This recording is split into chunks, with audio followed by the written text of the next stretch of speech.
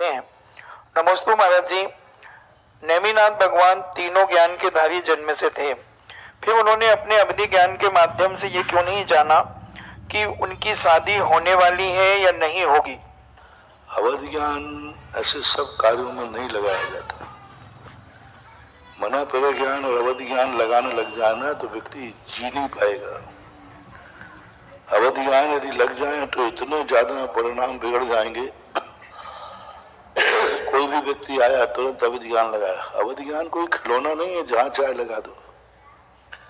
कोई विशेष कार्य में, असाधारण कार्यों में अवधि ज्ञान, ये ब्रह्म शस्त्र कहलाते हैं। इनका उपयोग उन समय अपरिहार्य कार्य में किया जाता है जब कोई दूसरा कार्य नहीं हो, तब निमित्त ज्ञान हर समय नहीं लगाया जाता। कोई विशेष कार्य हो तब देखा जाता है। ज्योतिष आदि भी ये भी विशेष कार्य के रूप में देखे जाते हैं। शगुन आदि भी हर समय नहीं। ये तुम कहोगे साहब हमें अब रोटी खाना, पहले मुहूर्त देखो, वो मुहूर्त है कि नहीं। अब दुकान पे जाना है तो प्रतिदिन का मुहूर्त देखो साहब, कितने बजे दुकान का, आज मुहूर्त कितने बजे का है? बोले आज तो 10 बजे का है। बोले कल रात के 11 बजे का है। ये कार्यों में नहीं, विशेष कार्यों में अवधि ज्ञान जो है उस समय हर समय नहीं लगाया जा सकता। अवधि ज्ञान लगाते बैठे रहते ना तो कुछ भी जिंदगी में घर में जी नहीं पाएंगे। कितने लोगों के परिणाम है, कितने लोगों की स्थितियां बिगड़ती हैं। ऋषभ देव अवधि ज्ञान लगा लेते पहले ही से, भरत बाहुबली अवधि ज्ञान लगा लेते, युद्ध क्यों होता? दोनों अवधि ज्ञानी थे, सर्वार सिद्धि से आए थे। भरत को पहले ही अवधि ज्ञान लगा लेना चाहिए था कि हमारी विजय कैसे होगी।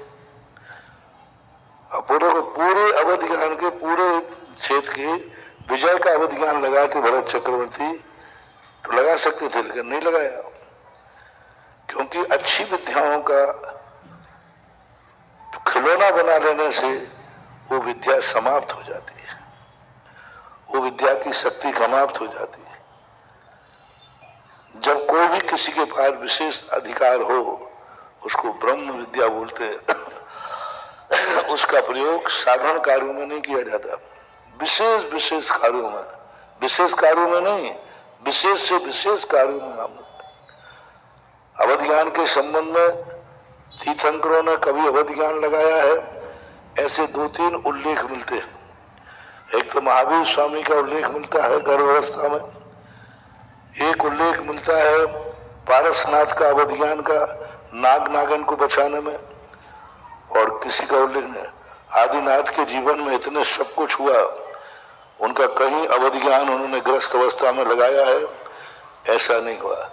महाराज जिस समय प्रजा उनके पास पहुंची थी और प्रजा के समय उन्होंने इस व्यवस्था को अवधि ज्ञान से जाना और उसमें भी सौधर्म को आदेश दिया, जाओ यहाँ पर विधेय क्षेत्र की व्यवस्था को स्थापित करो और विधेय क्षेत्र से बीज ला करके यहाँ कृषि का उपक्रम बताओ।